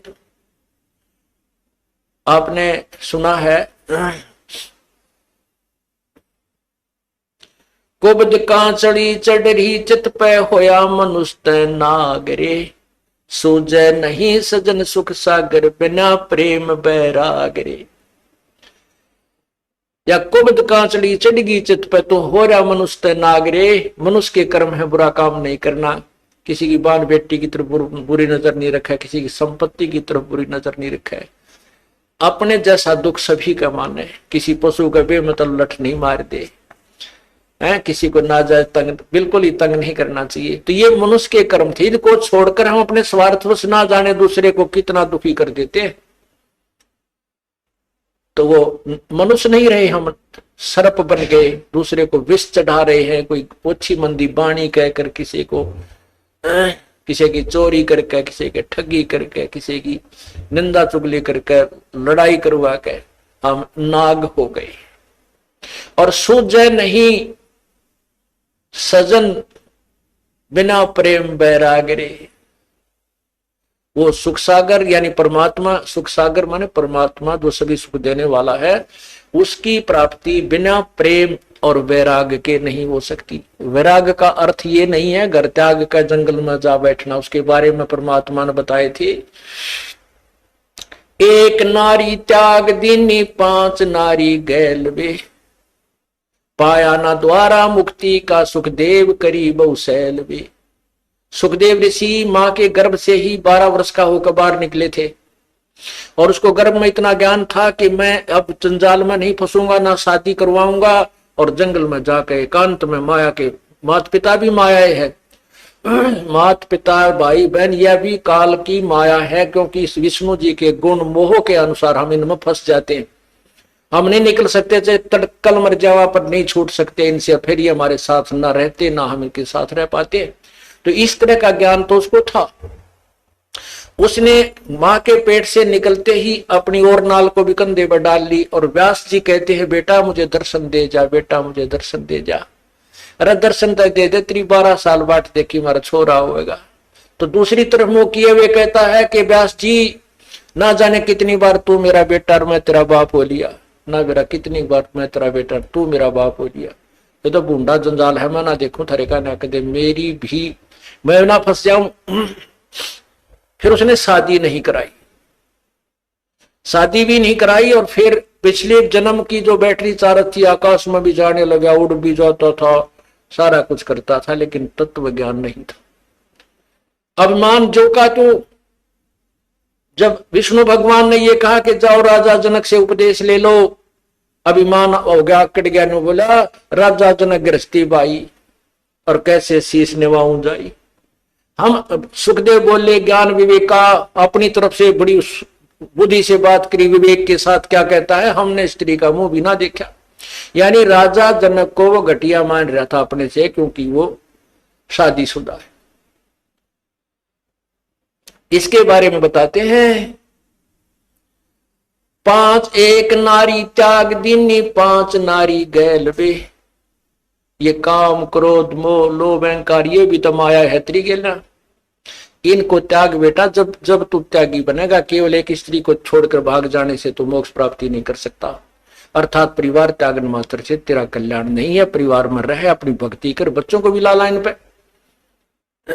जब पिताजी सत्संग में आता है तो बच्चे तो अपने आप आएंगे, उनका तो और दिल खुलेगा। अब कई बहन ज्यादातर ये परेशानी होती है उनके जीने कि हमारा पति नहीं मानता, बच्चे भी डर छुप कर कभी दाव लगा कर आते हैं, और पिता आ जाते कहना है कि माँ भी गेल हो जाए, तो बच्चे तो अपने आप आ ही जाते हैं। जैसे रंग हम रंगेंगे रंग जाएंगे ये। तो कहते हैं ये वैराग नहीं है, वैराग है, वैराग नाम है त्याग का 5-25 माह, ये सारे शरीर में और इसी में हम रहे, इसका नाम वैराग है। कैसे है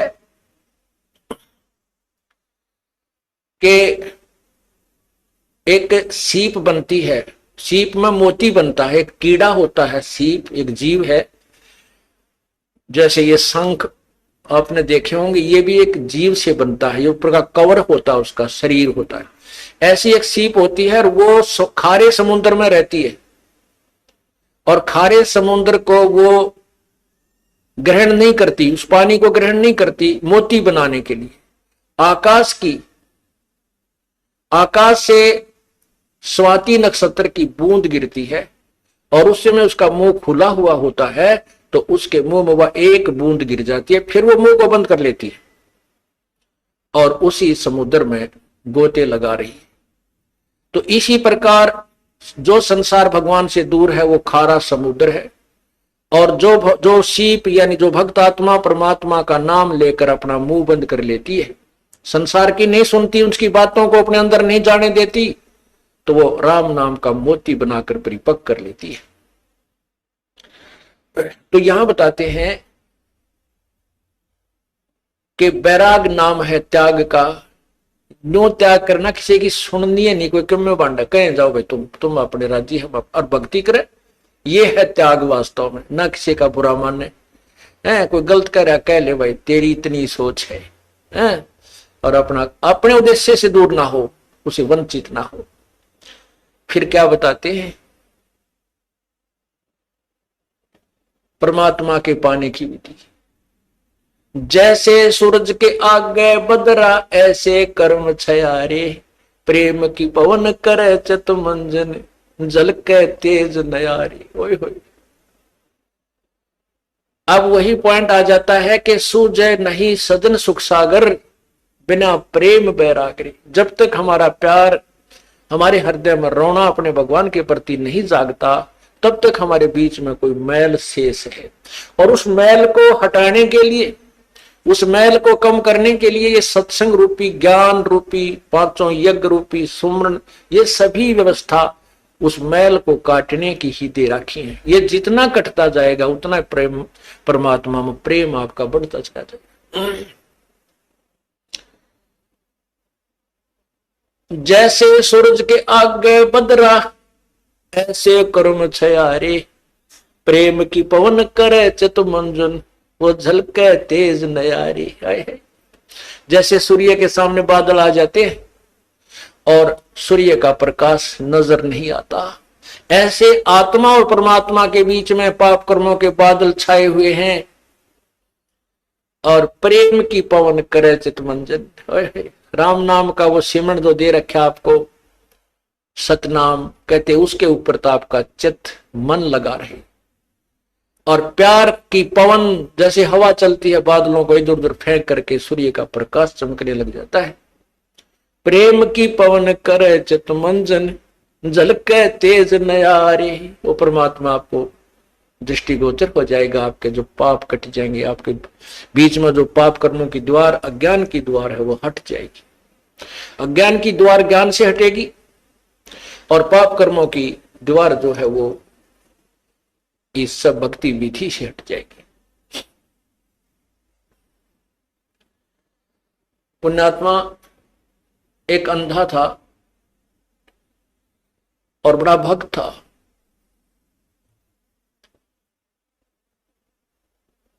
बड़ी साधना करा करता था। एक बार उसको दस्त लग गए, पेचिस लग गए, उसको लूज मोशन हो गए। और लूज मोशन इतने हो गए, उम्र भी उसकी अच्छी हो गई थी, 60-70 के आसपास। इतने लूज मोशन हो गए कि वो समझ गया ना कोई दवाई काम करे।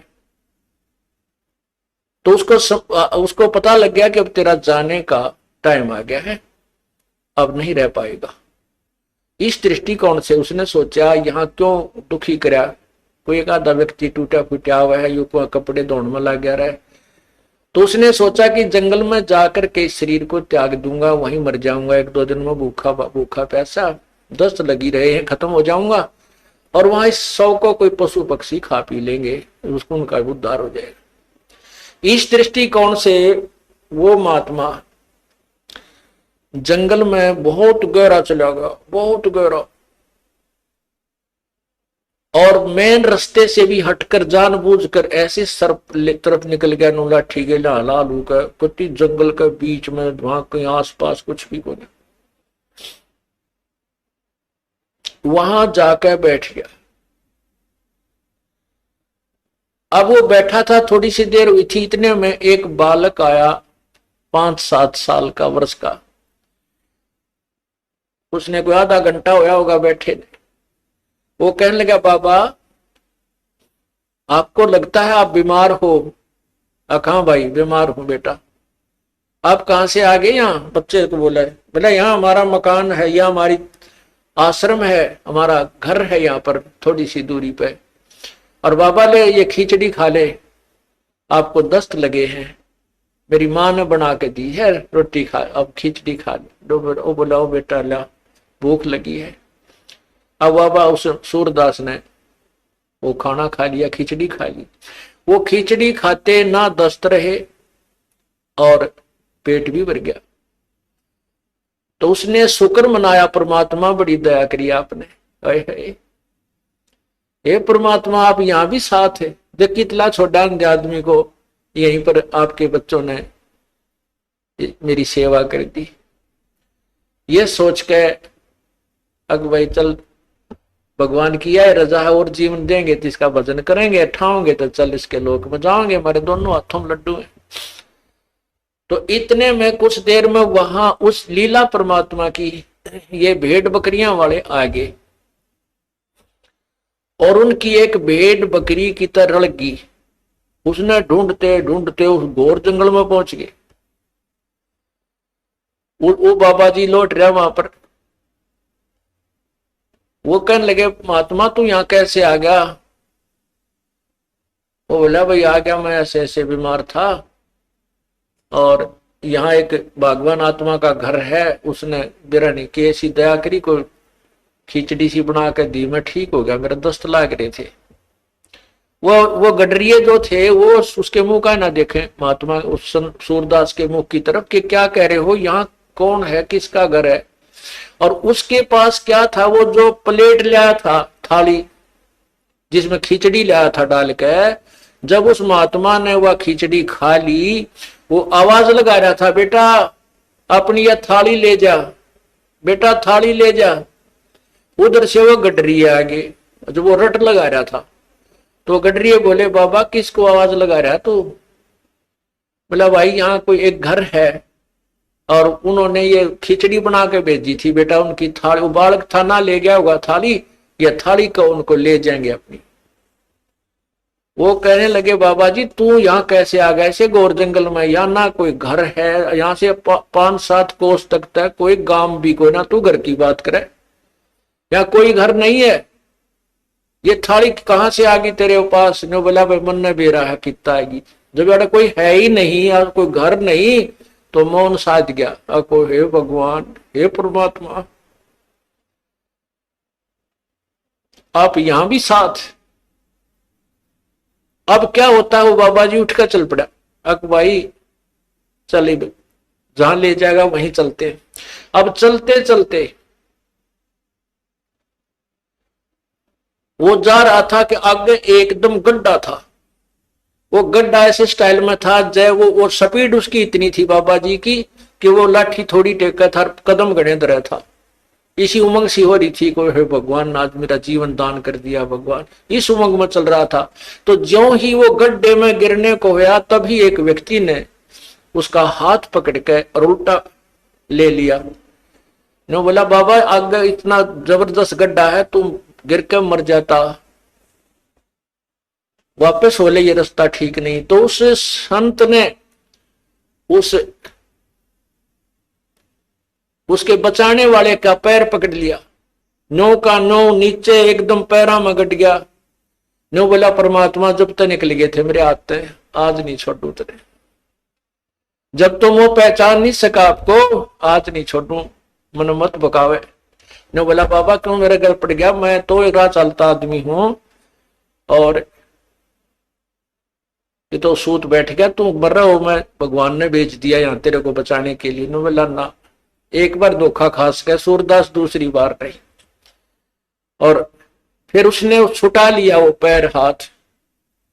नो बोला छोड़, तू मेरे गले पड़ गया। जब वो कहता है, कहने लगा कोई बात नहीं, तू सारी सृष्टि का मालिक है और मैं बोधा जी तेरा मेरा के मुकाबला है कि मैं तुझे पकड़ सकूं, लेकिन सूरदास के दिल से निकल जा जब देखूं किसा बलवान तू। नो बोला हीना जान के कमजोर निर्बल जानो और पैर छुटा गया है, अति बलवान तू है, सर्वशक्तिमान तू, लेकिन सूरदास के दिल से निकल जा जब जानू किसा बलवान तू। कहते हैं उसी समय उसके दिव्य भी वो दृष्टि भी खुल गई और भगवान ने सामने दर्शन दिए, जिस भी रूप में वो पूजा कर रहा था। अब देखो पुण्यात्माओं, परमात्मा पूर्ण ब्रह्म कबीर परमेश्वर इस भक्ति काल तक इस जीव को लाने के लिए, भक्ति की आस्था बनाए रखने के लिए सोचल छिद्र करता है। नरसिंह जी का भात किसने भरा था, नरसिंह जी की हुंडी किसने ली थी, ये तो तत्व ज्ञान सुन जाओगा इस अंधेरे ने। ये पूर्ण परमात्मा जो तीनों लोकों में प्रवेश करके सबका धारण पोषण करता है, यानी सबकी व्यवस्था, सबको जो भी जैसा कर्म करता है उसके फल आधार पर वो परमात्मा आकर के भक्ति लाभ देता है। तो पूर्ण परमात्मा आए और फिर उसको कहा बेटा ये भक्ति कर, ये भगवान है, ऐसा नाम जप। और फिर ये कहा कि मैं तो उसका भेजा हुआ हूं, तू नाम जाप कर, नाम से मोक्ष होगा। तो पुण्यात्माओं कहते हैं जब उसमें प्यार आया, जब फूट फूट कर रोने लगा सूरदास, बुरी तरह तरफने लगा, जो परमात्मा प्रकट हो गए, उसके नेत्र भी दे दिए और सामने दर्शन भी दिए। जैसे सूरज के आगे बदरा ऐसे करुण छयारे, प्रेम की पवन करे चित मंजन वो झलके तेज नयारे।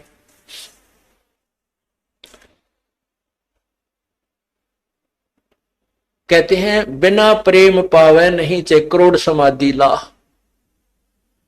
और इस प्यार को जागृत करने के लिए, इस प्यार को आप परमात्मा के प्रति बढ़ाने के लिए आपका जो ट्रीटमेंट चल रहा है, ये सारा जो उपचार है परमात्मा में प्यार बढ़ाने का।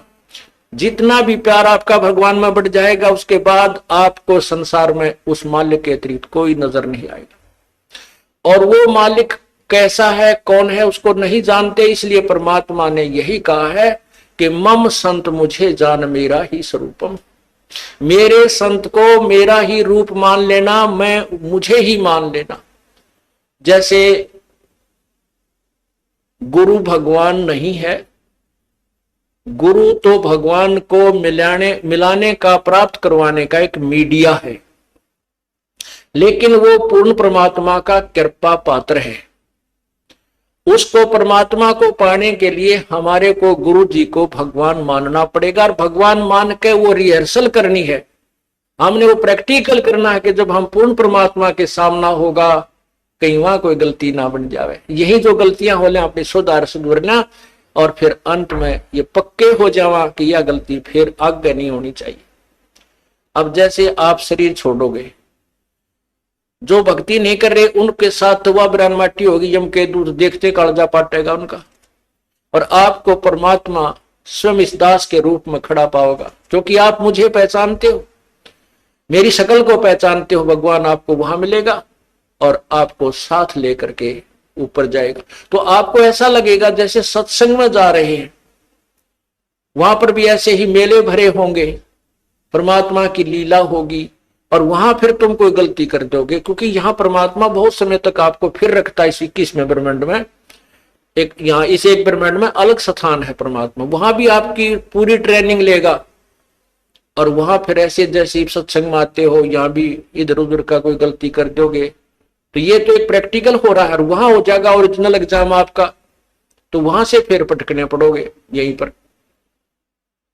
उसमें इतना सुख जरूर हो जाएगा कि कई सैकड़ों मनुष्य जन्म में मिल सकते हैं, पार नहीं हो सकते। तो इसलिए यहां जो आप आते हो, तो जब यो दास है आपका, वो परमात्मा ने भेज रखा है, तो उसके लिए कहते हैं मम संत, मेरे संत को मेरा ही स्वरूप मानिए, मम संत मुझे जान मेरा ही स्वरूपम। अब जैसे परमात्मा गुरु के बिना नहीं मिले, और कहते हैं गुरु जी भगवान है, परमात्मा खुद कहते हैं गुरु मानुष कर जानते ते नरकिए अंधे, ओवे दुखी संसार में आगे यम के फंदे। अब गुरु गोविंद कर जानियो, गुरु जी को भगवान मानकर चलियो, और रहियो शब्द समाए, वचन में, वचन के अंदर चलना, उसके आज्ञा का पालन करते रहना।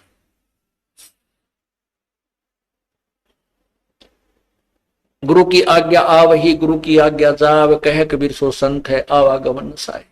तो यहां हमने जैसे एक मैथमेटिक्स के अंदर गणित में एक प्रश्न आता है ब्याज का, तो उसमें मूलधन निकालना होता है, और मूलधन निकालने के लिए पहले हमने दर कैलकुलेट करनी पड़ती है। तो उसमें मूलधन मानना पड़ता है 100 रुपये, हालांकि वो 100 रुपये मूलधन नहीं है, लेकिन वो मानने पार पड़ेगी। वो करोड़ों की अमाउंट का जो मूलधन, वास्तविक जो धन है हमारा, वो 100 रुपये मूलधन मानकर ही हम उसको प्राप्त कर सकते हैं, और कोई तरीका नहीं। तो उसमें मान लीजिए मूलधन 100 रुपये, 100 रुपये मूलधन मानकर फिर हमको उसको ओरिजिनल मूलधन को प्राप्त कर लेंगे जो करोड़ों की संख्या में। तो वो परमात्मा को पाने के लिए गुरुजी उस परमात्मा जैसे परमात्मा नहीं है, लेकिन आपने परमात्मा मानना पड़ेगा, ताकि आपकी रिहर्सल ठीक चले जा, ताकि आप ये सोचो कि जब भगवान के सामने हम जाएंगे, जिसके इतने गुण सुनते हैं, और उस परमात्मा से हम मिलना चाहते हैं, वह हमारा कैसा शिष्टाचार हो, कैसा बोलना चालना हो, कैसा व्यवहार हो, कैसा उमंग हो। अगरीब करीब कबीर साहब आपके सामने आ जाए, आपने इतना गुण सुन रखा है, तो एक दूसरे के ऊपर का पड़ के उनके चरणों ने छुआ है, और मतलब नु सोचा जानो मेरी बारी कब आवे। ऐसा शिष्टाचार नहीं, एक दूसरे के ऊपर नहीं गिरना, मतलब एक दूसरे से आगे पहुंचने की होड़ लगे, और नहीं तो दूर से नोडी ठाठा के देखें, वह खड़े भगवान, वह खड़े भगवान। और यही उमंग आपकी इस दास को जब देखें, ये आप पर बन जाएगी। यू ज्ञान ऐसा है कि आपको फिर कुछ भी दिखाई नहीं देगा, यू दास दिखाई देगा, और तब आपका प्रेम परमात्मा में दृढ़ बन जाएगा। आपकी यहां जो भी है, ठीक है, संतान संपत्ति जो भी है वो आपको अस्थायी नजर आएगी, और हम यहां अपना कर्तव्य करने आए हैं, ये भी पूरा करना है। तो इस प्रकार जैसे हम माता पिता की, जैसे बच्चों की परवरिश करते हैं माता पिता बचपन से, कितने प्यारे लगते हैं छोटे छोटे बच्चे। और उनको अब आप वो भूखे रह जाते हैं, बच्चों को उत्तम आहार कराते हैं, उत्तम अच्छे कपड़े पहनाते हैं। और जब वो बड़े हो जाते हैं, ब्याह शादियां हो जाती है, तो माता पिता उनसे उतना ही प्यार चाहते हैं जितना वो बचपन में दिया करते थे। अब हम उतना प्यार उनको नहीं दे पाते, ये भी हम पाप कमा लेते हैं।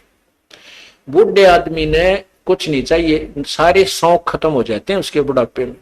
और हमारे भक्त बीड़ी शराब मांस तंबाकू को मुंह त्याग देते हैं तो बिल्कुल नहीं छूते, वो केवल प्यार के भूखे होते हैं। बुजुर्ग आदमी को, माता पिता को, दादा दादी को, बाहर से आते हो या सुबह उठते हो, सत्साहेब बोले और प्यार तेनो बाहर से भी आते हो, चाहे आपका किसा मूड ऑफ है, अपने माता पिता से कहे माँ ठीक हो, पिताजी ठीक हो, उनका आड़े गदगद आत्मा हो जाती है। और पिताजी बोले छोरा मुंह चुड़ाओ करनो चल पड़े तो उसकी दूना रोना बढ़ जाता है। तो पुण्यात्मा, हमने अपने बुजुर्गों की हृदय से सेवा करनी है, बुराइयों से बचाना है, हुक्का नहीं पिलाना उनको, शराब नहीं पिलानी, चाहे मरे चाहे जीवे, प्यार दो, अच्छा भोजन कराओ, अच्छे कपड़े पहनाओ, प्यार से रखो। तो इसी प्रकार हमने हर कर्तव्य को पूरा करते हुए हम तभी हंस बनेंगे, तभी हम संत बनेंगे, भक्त बनेंगे, जब हम हर प्राणी के प्रति उतना ही प्यार रखेंगे। और वो प्यार सबके एक से द्वेष बनाए रखें घर में, तो प्यार कैसे रहेगा, भगवान में भी ना रहे वो। तो इसलिए हमने धीरे धीरे सब में नॉर्मल प्यार बढ़ाना है और विशेष प्यार परमात्मा में रखना है। जो पति भरता पति से राती, आन पुरुष नहीं भावे, बस पी हर में सुरत प्रीतम में, ऐसे ध्यान लगावे। जैसे लड़की अपने घर चली जाती है शादी के उपरांत, तो उसका विशेष लगाव अपने पति में हो जाता है, बहुत लगाव हो जाता है, और वो एक पल भी उसे नहीं भूल पाती है, लेकिन किसी को शो भी नहीं करती है, माता पिता को भी प्यार देती है, भाई बहन को भी, और अपना काम भी करती रहती है। लेकिन जो विशेष कसक उसके अपने पति में होती है, पति भरता स्त्री की, कहते हैं ऐसे ही हम यहाँ इस संसार में रहेंगे, अपने परिवार में, ये हमारा मायका समझो, और हमने ससुराल चलना है अपने पति परमात्मा कबीर परमेश्वर को ऐसे पल पल में याद रखना है। जो पति भरता पति से राती, आन पुरुष नहीं भावे, बस पी हर में सुरत प्रीतम में, नो कोई ध्यान लगावे। वो क्योंकि यहाँ हम खेचातानी नहीं रखेंगे, यहाँ भी प्यार, इनके लेवल का प्यार, यहाँ भाई के लेवल का, बाण के लेवल का, जेठ के लेवल का, जेठानी के लेवल का, ये भी इनको श्रद्धा सत्कार देना है। लेकिन विशेष कसक अपने परमात्मा में रहनी चाहिए, वो विशेष प्यार वो हमें आगे ले चलेगा। और यहां हम आपस में लड़ाई झगड़ा रखेंगे तो भी भगवान को पसंद नहीं। जैसे एक लड़की अपने एक सह परिवार में रहती है, जेठ भी है, जेठानी भी है, देवर है, देवरानी है, ननंद है, सास है, ससुर है, पितश्रे है, है। तो इस तरह हम फिर वो लड़की इतनी शिष्टाचार में रहनी चाहिए। अपने पति से तो प्यार है ही है, वो तो बिल्कुल उसमें को नो डाउट, क्योंकि उसका और उसका आजीवन का संबंध है।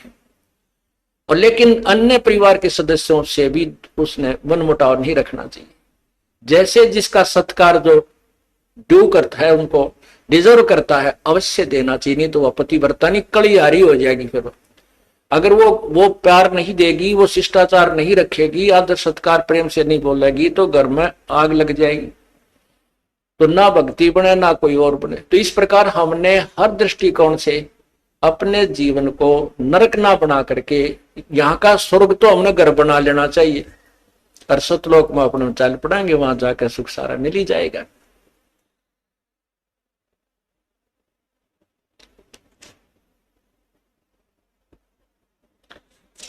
इस प्रकार हमने अपने इस जीवन को सुचारू करना है और परमात्मा प्राप्ति करनी है।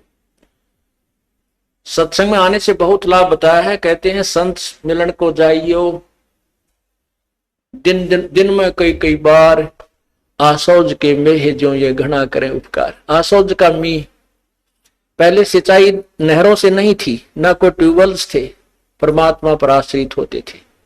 तो उसमें आसोज में जो मी बरसता था, वर्षा होती थी, वो पहले वाली फसल को, जो ईबो राखें बाजरे ज्वार ज्यादा बोया करते थे, उसको तो परिपक्व करती थी।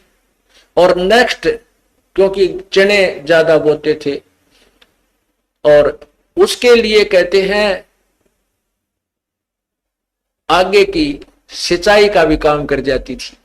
तो अब जो पुरानी फसल यानी पुरानी आल, पुराना जो आपके अंदर भक्ति संस्कार थे, अब ये सत्संग, संत का जो सत्संग है, उस पुराने जो सत्संग जीवन को तो आपको परिपक्व कराएगा, सुचारू रखेगा, इसमें कोई आपत्तियां आनी है उनमें भी टालेगा, ये परमात्मा का नाम, और आगे के लिए भविष्य की तैयारी करवाओगा। इसलिए कहते हैं संत मिलन को जाइयो दिन में कई कई बार, आसौज के मेह जो ये घना करे उपकार। तो पुण्यात्मा सत्संग आने से आपका उद्धार होगा। आप भी आवे और भी जहां तक पार बसाओ सबको समझाने की चेष्टा करें, और सच्चाई से परिचित कराना हमारा फर्ज बनता है। हम किसी के मित्र हैं और उस मित्र को इस मार्ग पर नहीं ला सकते हैं, तो उस मित्र से मित्रता मत रखिए। वो मित्र तेरी जान का झाड़ बन जाएगा और आपको ले डूबेगा। ऐसे बहुत से भक्त हमें मिले, फिर वो आखिर में उन्होंने ये बात स्वीकार करनी पड़ी, या तो मित्र ही भक्त बन गया ना, नहीं, वो मित्रता नहीं रही, औपचारिकता रहेगी, हृदय से मित्रता नहीं रही। अब मित्र तो हमारा एक ही है, कबीर परमात्मा। अगर हम उससे मित्रता करेंगे, तुमेव बंधु च सखा तुमेव, तुमेव माता च पिता तुमेव, तुमेव बंधु च सखा तुमेव, तुमेव विद्या च दृढ़ तुमेव, तुमेव सर्व मम देव देव। तू ही सखा यानी मित्र है, बंधु हमारा भाई बंध, वास्तव में परमात्मा ही हमारे सब नातों में फिट है, बाकी यहाँ के नाते वो अपने स्थान पर। इसलिए परमात्मा की भक्ति करो और सच्चे लगन से और ज्यादा से ज्यादा परमात्मा के चरणों में आया करो। ये 3 दिन की जमानत तो करवाए लिया करो काल पे, परमात्मा पे, और 3 दिन आकर भगवान का ये गुणगान समझाया करो। तो किरा क्या जन्मा का घाटा है जिसमें हम जुड़े हुए हैं। अर्ज करा करो भगवान हमें समय दे, हम जा सके अपने परमात्मा की महिमा सुनने के लिए। रोया करो कभी उनके चरणों में पड़ के वहीं पर, तो वो जमानत लेगा तभी आन देंगे आपको, ना काल नहीं छोटा ही। अब इस घाटे में जोड़ रहा है, फिर तेली का बैल बना देगा, गधा बना देगा, फिर वहां नहीं छूटना। तो अब हम प्रयत्न कर सकते हैं, अब हम छोड़ सकते हैं। परमात्मा का सहारा है, हमारे पास ज्ञान है और फिर सच्चा नाम है। आप पूरा प्रयत्न करें। बोलो सतगुरुदेव की जय।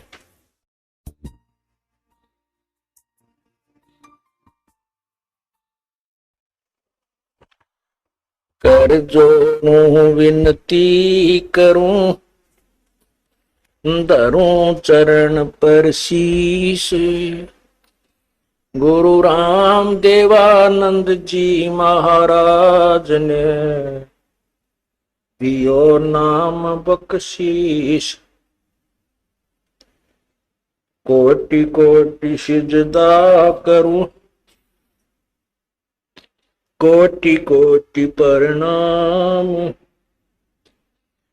चरण कमल में राखियो, मैं बंदी जाम गुलाम।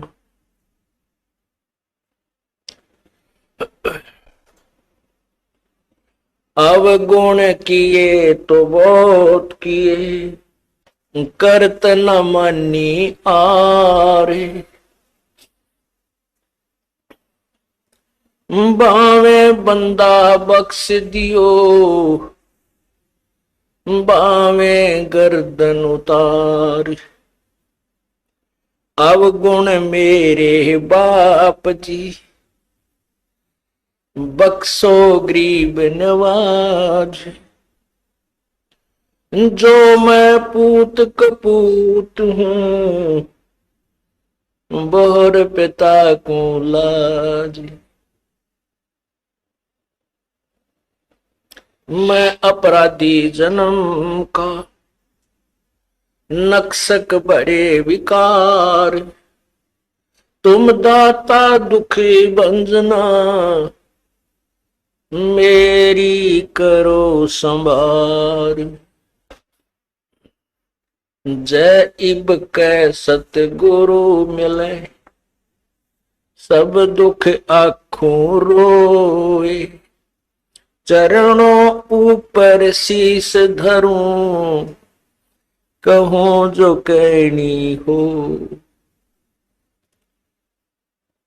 गुरु जी तुम ना भूलियो, चाहे लाख लोग मिल जाएं, हमसे तुमको बहुत है, तुमसे हमको नहीं, तुमरे विसारे क्या बने, मैं किसकी शरण में जाऊं। शिव विरंच मुनि नारदा, तिनके हृदय बिना समाऊं। बंदी छोड़ दयाल जी, तुम तक हमारी दौड़े, जैसे कागज हाज का, सोजत और न ठोरे।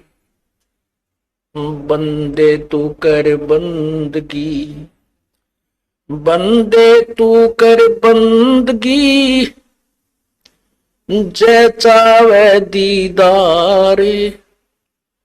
अवसर मानुष जन्म का, भाई मिले न बारंबार।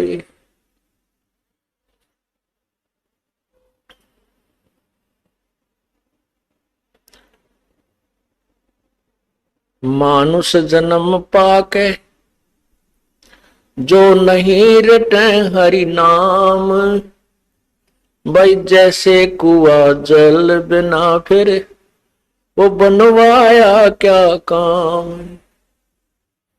लूट सको तो लूटियो, राम नाम की लूटी, पीछे फिर पछताओगे, हे प्राण जाएंगे छूटे। कबीर ये माया अटपटी, सब घट आने अड़ी, किस किस को समझाऊं, या कुएं भांग पड़ी।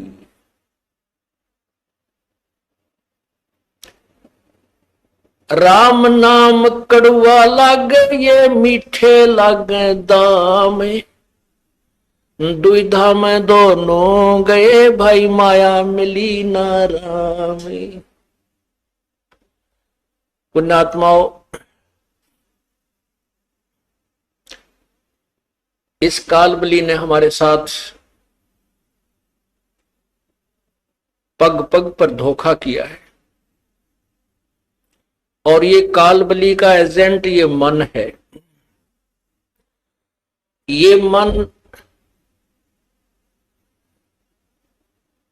इस प्राणी को अच्छे काम की तरफ नहीं लगने देता, और जो इसके भविष्य में यानी आत्म कल्याण का जो मार्ग है, उसमें तो ये विशेषकर ही नहीं लगने देता। जिस कारण से इसका स्वार्थ है कि ये जो भी भक्त है, मनुष्य ये प्राणी है, जब इनको मनुष्य शरीर प्राप्त होता है, ये पूर्ण परमात्मा से परिचित ना हो जाएं और उसके ज्ञान को ये समझ ना लें, जिस कारण से ये तेरे जाल से निकल जाएंगे और तेरा ये संसार उजड़ जाएगा। क्योंकि काल भगवान को 1,00,000 मानव शरीरधारी प्राणियों के सूक्ष्म शरीर में पूरे जीवन में जो वासना वो इकट्ठी करते हैं, उसको तपस्या पर भून कर, उनको तल कर, वो वासना निकाल कर अपना आहार करता है, आनंद मनाता है। या किसी का बेटा मरता है, किसी की बेटी मरती है, किसी के माता पिता मर जाते हैं, किसी के रिश्तेदारों की मृत्यु होती है, और वो आनंद मनाता है। इसलिए ये काल भगवान इस जीव को अच्छे रास्ते पर नहीं लगने देता। अब हम अपने इस भक्ति मार्ग को ना पहचान कर जो पहले कर्म करते थे, भले ही हम बहुत अच्छे काम भी करने की चेष्टा करते थे, भाई किसी की आत्मा ना दुखावें, ऐसी भी पुण्यात्मा बहुत है जो बीड़ी शराब मांस तंबाकू को नहीं छूती और ना उनकी नीयत किसी का बुरा करने की है। ऐसी भी कोई पिछले संस्कार ही उन पुण्यात्माओं के हैं, लेकिन फिर भी भगवान की तरफ आस्था नहीं है, परमात्मा की तरफ रुचि नहीं है। स्वाभाविक जैसे कोई 6 महीने में 1 वर्ष में कोई अपना जैसे परंपरागत पूजा है, वहां घर का एक सदस्य जाकर सारे का काम सबकी मन्नत मांग आता है और उसी को हम भक्ति मानते हैं, उसी से हम अपना आध्यात्मिक कर्म पूरा मान लेते हैं। उसके बारे में परमात्मा बताते हैं, जिन हृदय सा सोमरिया ताको तैसा लाभ, भाई ओसा प्यास न भागे ही जब तक धसे न आब। जो ये यथार्थ भक्ति मार्ग को ना समझकर साधना हम किया करते थे, लोक वेद के आधार पर जो साधना करते थे, वो पूजाएं तो ऐसी थी जैसे ओस चाट रहे हों। ओस के चाटने से प्यास नहीं बुझती, प्यास बुझेगी गट गट 2 गिलास ठंडे पानी के पिए जाएंगे। इसका उदाहरण ये है कि जो साधना हम करते हैं वो तो ओस चाटने तुल्य है, और जो यथार्थ ज्ञान सत्य भक्ति को समझकर तत्व ज्ञान के आधार से हम सत्य